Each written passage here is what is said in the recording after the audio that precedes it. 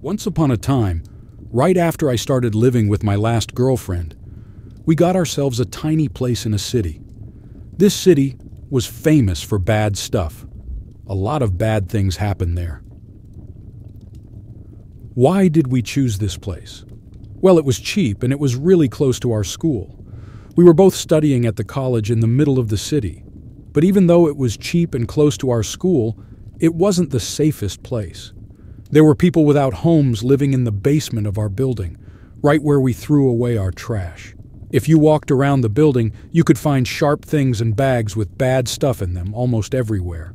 And oh boy, the loud noise of police cars was heard every night. But hey, we needed a place to live for a while, so this was it. By the way, I should tell you, I like girls. I'm a girl who likes other girls. I'm not really tall, but I'm strong and bigger than my girlfriend. She was really tiny and delicate. One night after we got into bed, my girlfriend told me she was super hungry. She said she wanted to eat pizza, so she took out her phone and started to order from Domino's. She asked me if I wanted some pizza too. I was really sleepy and it was super late, like close to 12 at night. I told her no thanks, but also told her to be very careful when she goes to pick up the pizza. I said if she was scared, I'd go with her. After that, I fell asleep really fast. The last thing I heard was her still ordering her pizza on her phone. I was woken up by the sound of my phone ringing. My heart started beating super fast. I quickly picked up my phone. I saw my girlfriend's name on the screen. She wasn't next to me in bed anymore. I was only asleep for a short while, maybe an hour. I was still really sleepy, but I picked up the call right away. That's when I remembered she was getting pizza. She sounded really scared and was talking so fast. I came downstairs because the pizza guy said he was close, but there are some guys in a car here. They're telling me to get in the car. She was crying so hard. I jumped out of bed, put on my shoes, and ran out of our place, all the time talking to her and trying to make her feel better. So my girlfriend tells me that the guys tried to push her into their car and were yelling at her to get in while making fun of her. I might have mentioned before I'm not super strong or anything, so I wasn't sure I could face those guys and win. I started rushing down the building stairs when I noticed a window was open. I yelled to my girlfriend to get inside the building. She said she was right at the entrance, which meant she was directly below me. I felt a little better knowing she was kind of safe for the moment. I looked out and saw a black car in the no parking spot, right next to our building's entrance. Not knowing what else to do, I started shouting at them from the window. I told them to leave her alone and that my many brothers were coming, which wasn't true. The guys in the car looked confused, trying to find where my voice was coming from. Their car light was on, and they all wore dark clothes. One of them saw me and yelled at me to mind my own business. I was so scared and mad at the same time. I yelled back at them, making up stuff. Then I shouted as if I was calling for my dad and some other guy's name. Maybe they believed me because soon after that they started their car and drove away super fast. My girlfriend met me on the stairs, and we waited inside for her pizza. I was so happy that she was okay and that she reached the door in time. The entrance to our building was really close, like maybe a few big steps away from where she was standing when this scary thing happened. The building had these big, strong doors made of metal.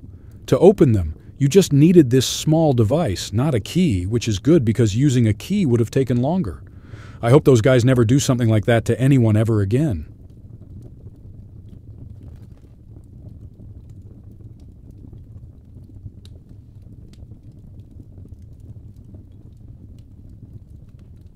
I was alone in my college room waiting for Saturday night to be over.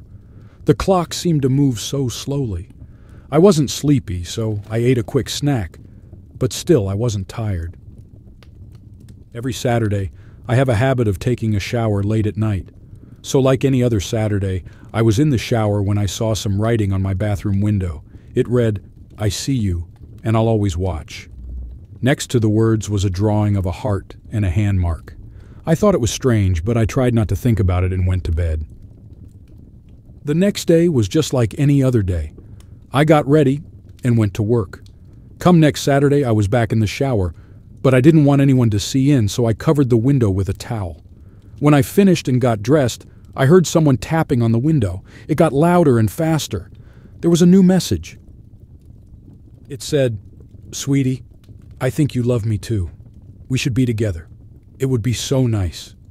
And there were drawings of 2 hearts and smiley faces. I was super scared. I quickly grabbed my phone to take a picture of the message. I wanted to show it to the police, but when I returned home after talking to them, the message was gone. I was so scared that I had trouble sleeping, but eventually I fell asleep. A few days passed and everything was normal. Then during another late-night shower, I heard a voice saying, "Hey, why are you ignoring me? Don't you want to be friends?" I was so scared. I ran to the kitchen, locked the door, and grabbed a big knife. I quickly called the police, telling them everything. They said they'd be there soon. While waiting, I remembered the photo I took. I looked at it and it read, "Please be with me. You're so special to me. Please let me love you." And there were 3 hearts drawn. Soon the police arrived. They broke down my front door. 2 officers took me outside to keep me safe. I was so frightened I couldn't stop shaking. One officer tried to calm me down. A little while later, more officers came out and they had found a man in my room. It was a guy from my building who had been watching me. He believed we were meant to be together. I had to go to court and get a court order to keep him away. After all this, I knew I couldn't stay there. I had to move. I never want to see that man again.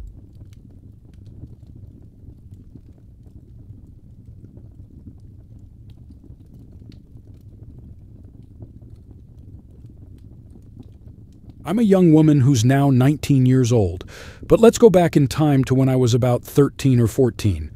I grew up in a small place in Pennsylvania. This story took place one day in October when I was in middle school.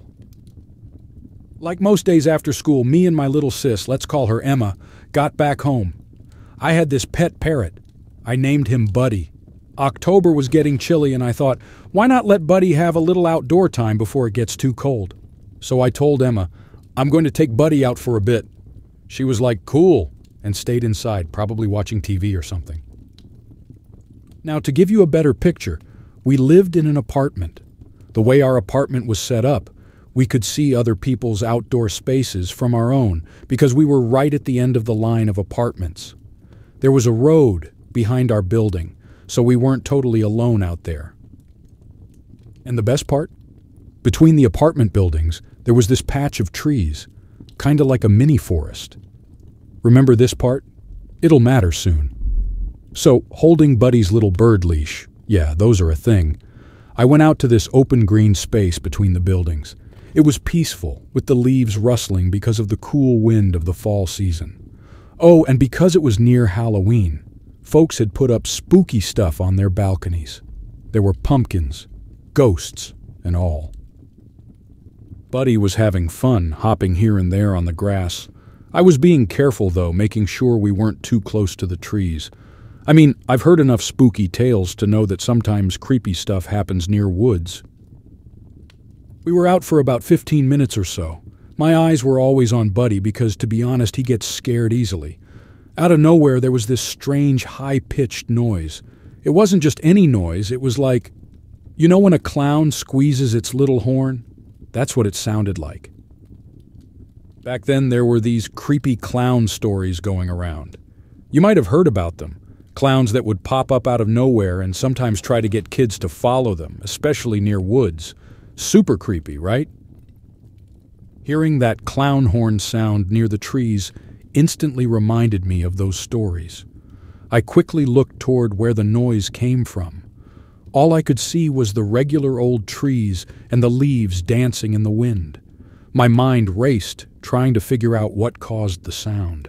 Maybe someone's Halloween toy went off, or someone was watching a creepy clown movie with their balcony door open.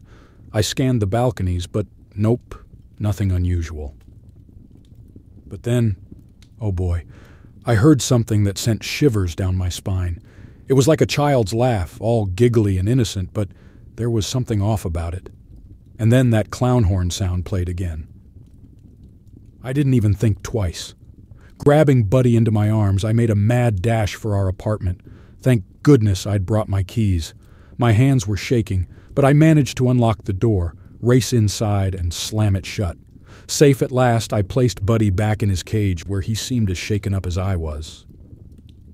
Wanting to know if anything was out there, I slowly and cautiously stepped onto my balcony. Our apartment gave a pretty clear view of the woods. I looked hard, trying to spot anything unusual. But there was nothing. No clown, no kids, no strange sounds. Just the silent woods. Sure, nothing bad really happened, but that experience haunted my thoughts for a long time. I often found myself wondering who or what was out there making that sound.